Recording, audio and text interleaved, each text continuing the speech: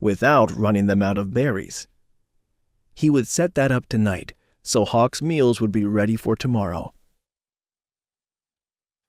A knock at the door let him know that it was time to get to work, and when he opened it, he noticed that Sergeant Rita was giving a curious look at the cart full of empty dishes.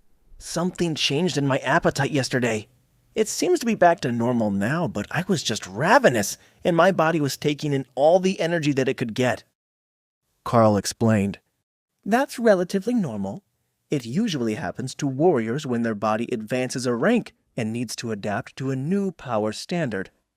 I suspect that you actually made it to the awakened rank in body last night, or Hawk did, and the energy needed to come from you. One of those two answers is most likely the correct one. How is his growth coming? Rita replied.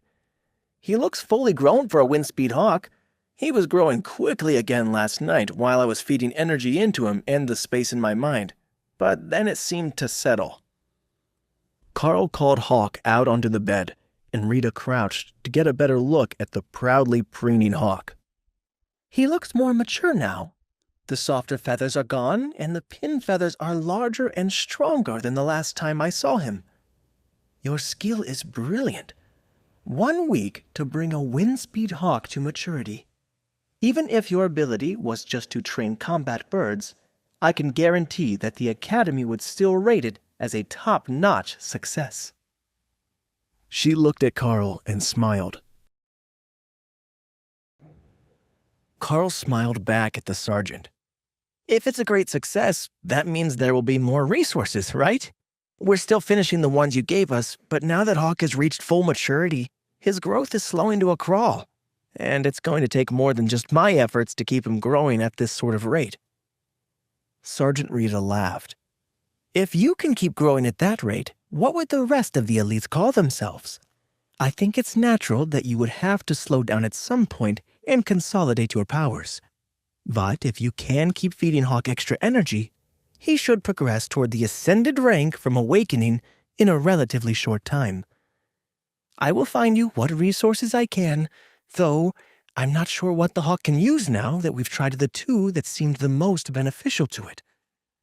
Well, if there is an upgraded version of a strength stone or some more powerful infused blood, that would be great. I don't know if the windstone will do much. He's still digesting the second one he ate, and the first was so powerful that it caused a huge breakthrough. But if there are other wind-type resources, maybe that will help him as well? Every time that he improves, my body improves as well. I just need to train my skills and stamina to keep up. So resources for Hawk seem to be the most effective way for me to grow, Carl suggested. Hawk was definitely a fan of that plan. He didn't mind if Carl got strong. They were a team. But if the plan was to make him the most powerful windspeed hawk, then it was definitely a good idea. Their next stop was back at their usual training grounds, and Hawk was looking forward to being able to show up the mages of the class with his new skills. Now that he was fully grown and his power was getting better, he could block many more shots to protect the targets. Carl could tell that it wasn't actually about the target. It was more about Hawk wanting to show off his skills and get praised, or cursed by the mages. Both were fine in Hawk's mind, as long as they were recognizing his might. That was the most important part, reminding them all that he was the predator here, and all the mice were his.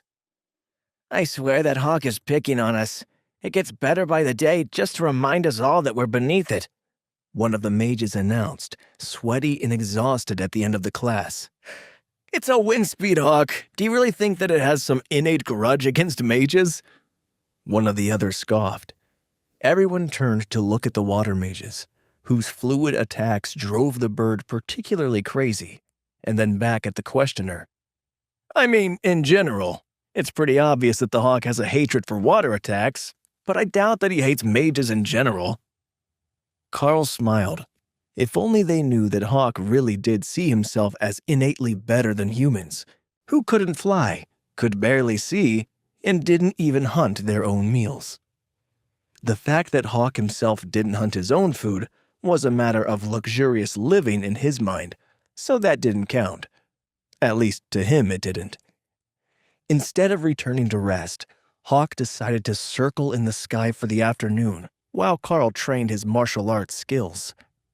His great hope was that he would finally find something that was able to be hunted in this academy. Unfortunately, there were no rodents, no pests, nothing at all wandering around the grounds. The spells that the mages had put on the academy and the constant use of powers had long since scared everything away from the academy itself, and he didn't have permission to go out into the fields around the grounds to hunt for a snack.